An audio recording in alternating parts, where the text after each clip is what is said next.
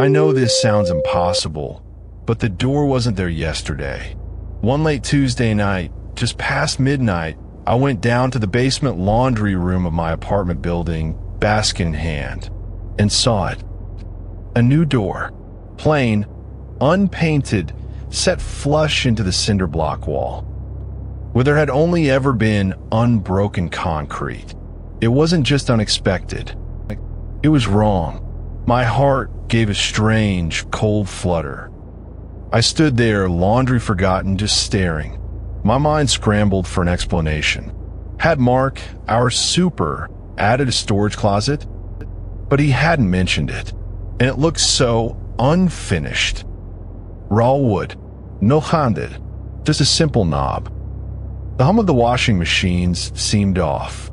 A lower, more resonant thrum, as if something else was vibrating just beneath the familiar. I did my laundry, kept an eye on the door. It just sat there, silent, opaque.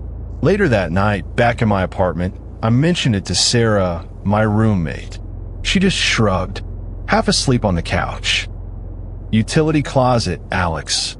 You overthink when you're tired. She had a point. I had been working long hours. But as I lay in bed, a faint hum echoed from the floorboards, a sound I hadn't noticed before, coming from deep below. The quiet hum was only the beginning. I didn't know it yet. A few days later, a Saturday, another load of laundry. The door was still there, unchanged, still unpainted, a plain wooden slab in the cinder block wall. But this time I felt it. A cold draft, a faint, dusty scent. It emanated from the door. The hum was no longer gentle. It pulsed through the concrete floor, a deep, resonant thrum. It vibrated up my legs, made my teeth ache. My curiosity finally won, or maybe something else. I reached out. My fingers trembled slightly. Tried the knob. It turned. Unlocked. Slowly. Barely breathing. I pushed the door open just a crack. What I saw inside wasn't a utility closet. It was a hallway. Long, impossibly long, lit by the same sickly yellow fluorescent lights that hummed above the laundry machines. The walls were faded, peeling yellow. It stretched into the distance. Empty. Silent. It looked like our building, but not our building. Too pristine, too quiet, and just kept going.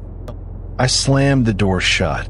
The sound echoed a little too loudly in the quiet laundry room. My heart pounded, a frantic drum against my ribs. I practically ran back to my apartment. Breathless. Sarah was still awake, scrolling on her phone. I tried to explain it to her again, more urgently this time. The impossible hallway, the yellow walls. She put her phone down, frowned. Alex, maybe an old service tunnel?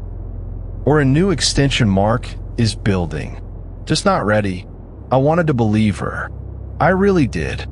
It sounded so logical. Mark's confusion was a cold hand gripping my chest, tighter than any fear I'd known. The next morning, I called Mark, our building super. I described the door, its location, the raw wood, the plain knob. He listened patiently, then said, "A new door, Alex? In a laundry room? Are you sure? I haven't put anything new in there in years. No construcción, no plans for storage." His voice was calm, utterly bewildered. He suggested I might have mistaken something. But I hadn't. I knew what I had seen. Mark knew every inch of this building. He had no idea what I was talking about. I was alone in this. The next time I went down, it was late, almost 3 in the morning. Sarah was asleep.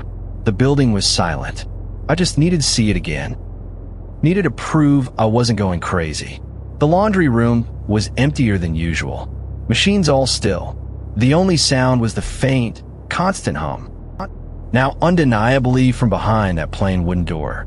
And the door itself, it was open. Just a crack. A sliver of that sickly yellow light seeped out, staining the old concrete floor. It was an invitation, or maybe a threat, and there was no one around. My breath hitched.